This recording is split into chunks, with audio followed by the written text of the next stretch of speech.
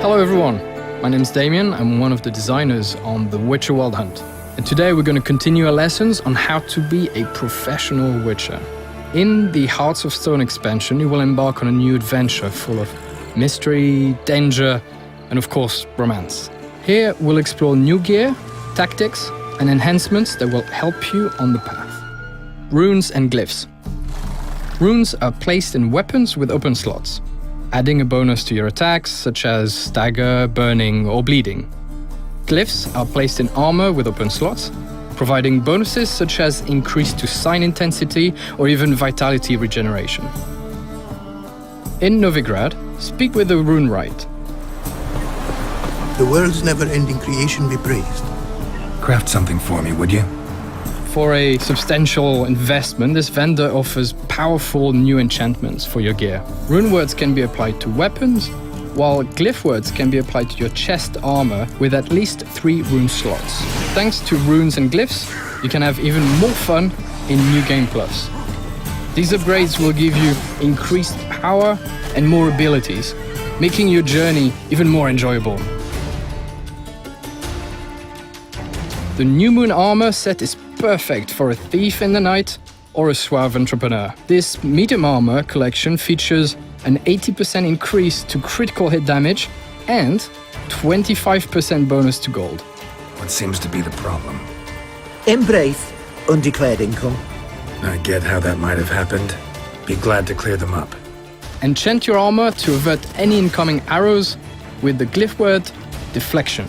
The rune word Elation causes fatal blows to further increase your adrenaline points. Placation causes vitality, stamina, and toxicity to regenerate faster once your adrenaline points reach their maximum, but at the cost of your adrenaline points slowly decreasing.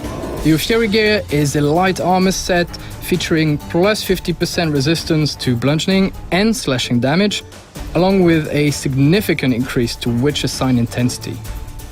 The Ophiri Steel Saber features a 75% bonus to critical hit damage and an increase to Igni, Ard, and Axis sign intensity. Enhance this stylish set with the rune word Rejuvenation, causing all fatal blows to restore 25% stamina.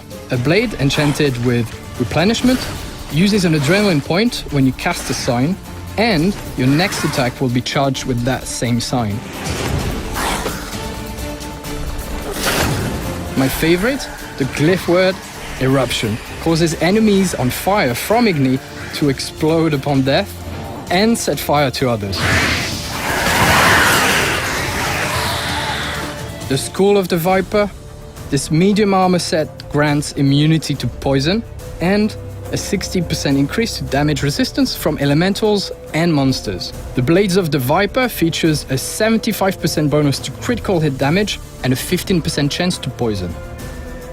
Equip Poison Blades and Fixative, allowing a blade covered in oil a permanent 15% chance of poisoning the target on each hit. Use Frenzy to easily dodge an enemy's counterattack.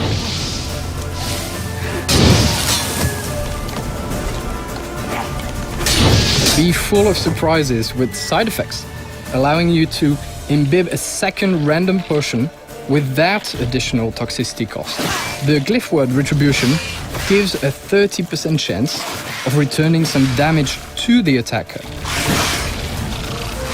When at full health, the rune word Invigoration turns excess vitality regeneration into increased damage on your next hit. Prolongation causes unblocked blows to increase potion duration by half a second. Decoctions are an alchemical product akin to potions. They offer unique advantages at the cost of increased toxicity. Use the Kinda decoction to regenerate vitality when stamina is consumed. Restore vitality when dealing damage with the Ekimara decoction.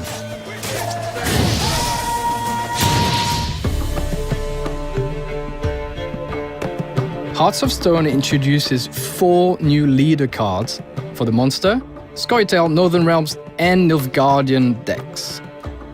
Plus, 1 new Scorch card for the Scoia'tael and the monster deck, as well as 4 neutrals, including my favorite, of course, the Cow.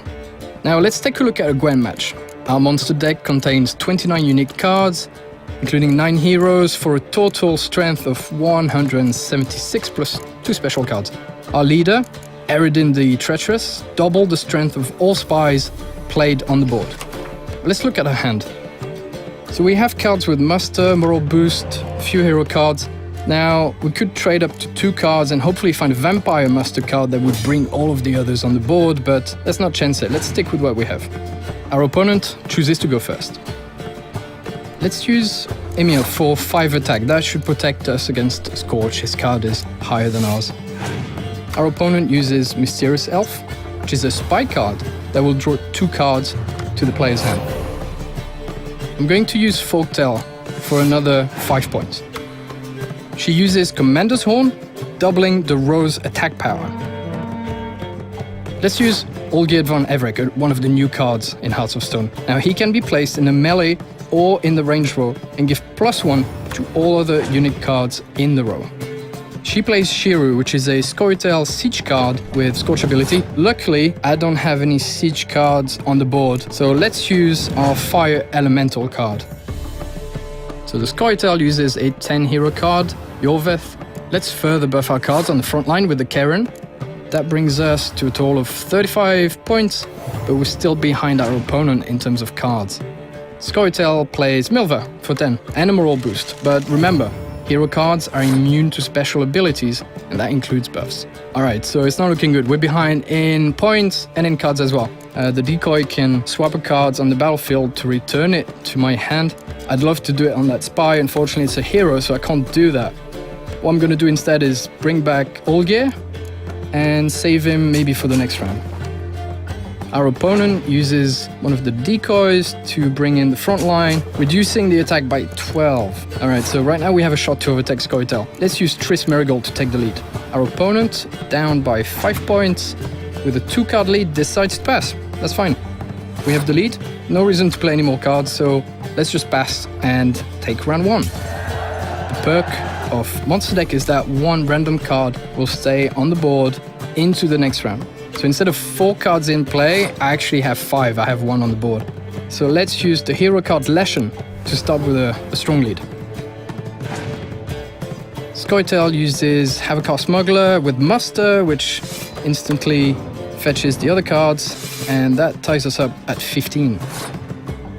So let's use Yorveth, bringing our attack to 25, which is only a 10-point lead right now. Scoia'tael uses Villain for 7. And Close Combat Scorch. So we lose Emil. It is safer right now to play the Arakas card. Muster will instantly play the remaining Arakas cards in our deck or hand, put them onto the board. Scoia'tael uses Havakar Healer.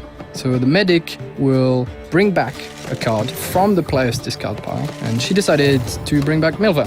So we have 1 card left. Good old Olgierd. So let's use him on the front line and buff our Arakas trio for a total of 41. Our opponent plays Barclay for 6. That hurts, but we're still in the lead. Scoia'tael passes 41-40. We take the round and win the match. Good game. With new gear, powerful enchantments, and a few Gwent tricks up your sleeve, you are ready for a new adventure. Good luck as you continue on the path of the Witcher.